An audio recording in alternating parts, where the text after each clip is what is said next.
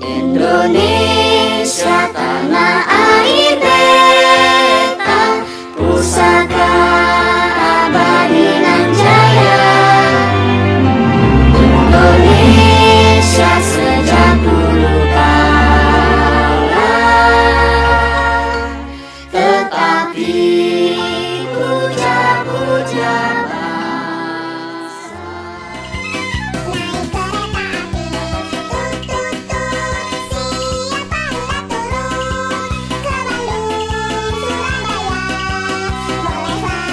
api, tut tut tut,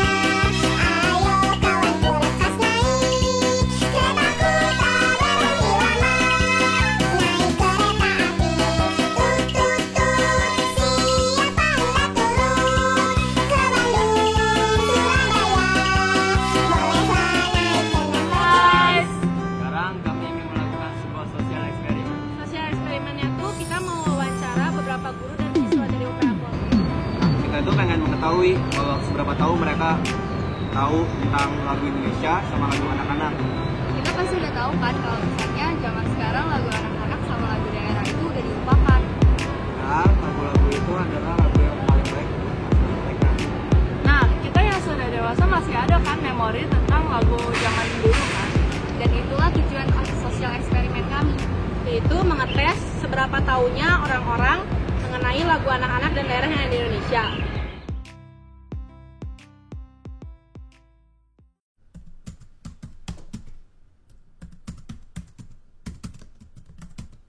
Kalau pendapat saya sih tentang lagu anak-anak yang tidak diketahui anak-anak lagi cukup sedikit miris, karena kebanyakan anak sekarang tuh yang lebih disukai itu lagu-lagu cinta, lagu-lagu dewasa yang bahkan mereka sendiri tidak tahu apa arti lagu itu gitu. Padahal kalau kita zaman dulu tuh kita senang banget ketika kita bisa menyanyikan atau menghafal lagu-lagu anak-anak zaman dulu. Lagu anak-anak zaman dulu sih ya anak-anak, tapi kalau zaman sekarang lagu anak-anak, lagu dewasa nggak ada bedanya.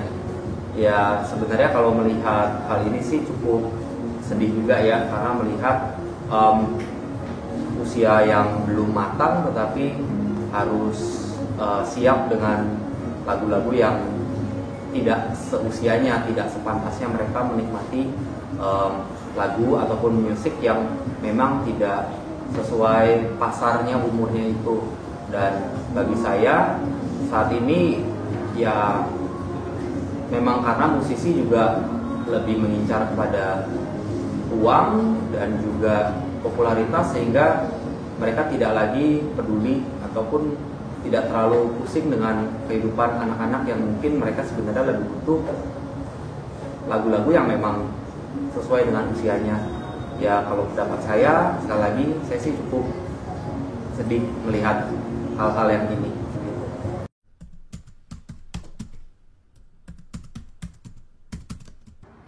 Keunikannya sih lagunya lucu-lucu, terus enak dinyanyikan karena kata-katanya itu yang sederhana, tapi buat kita itu jadi senang gitu.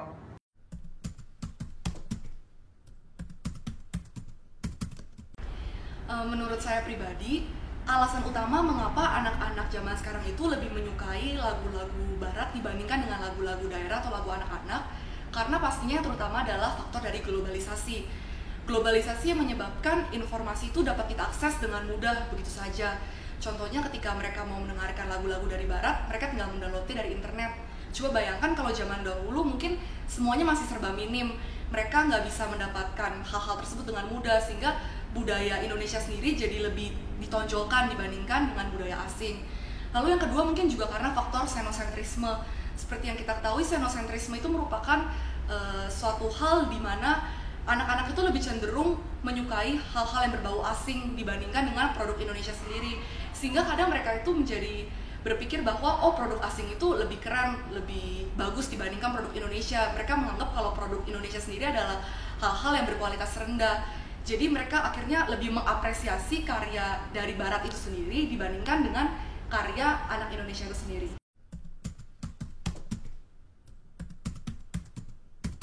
Sebenarnya tidak terlalu banyak ya, maksudnya saya juga udah agak lupa karena udah lama. Tapi yang pasti, misal contoh si Komo lewat, itu mencerminkan kemacetan, itu yang nyanyi itu Susan namanya.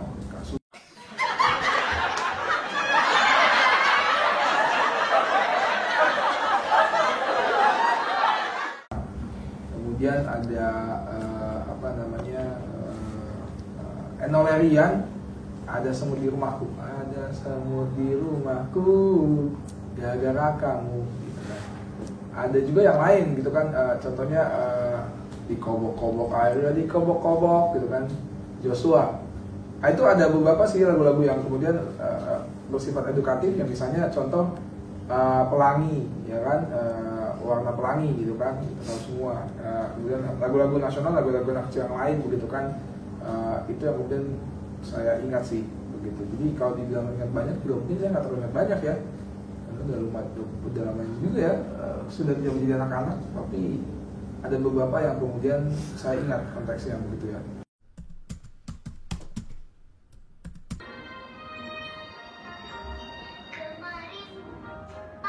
Mendatang pamanku dari desa.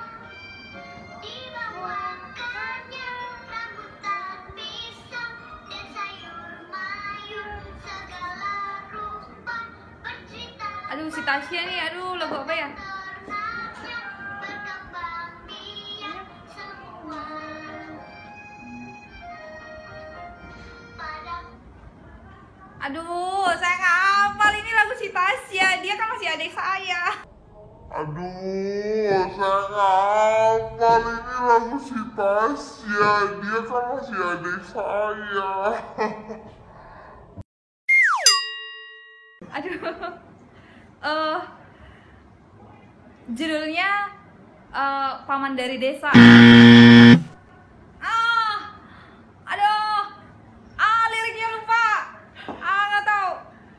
Beneran nggak tahu.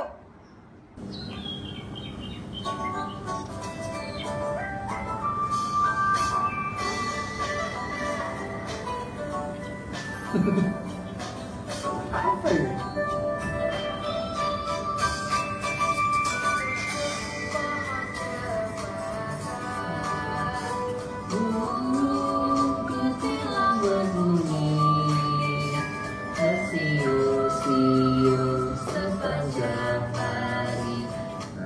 Dengan tak jemu-jemu.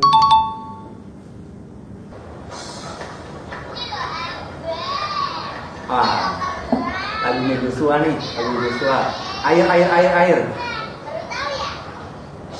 apa air nanti apa ada ikannya kecil-kecil kata apa cemprang air nanti cemprang.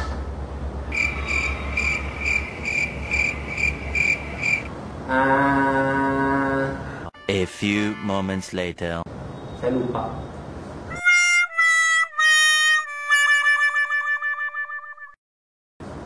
Saya lupa.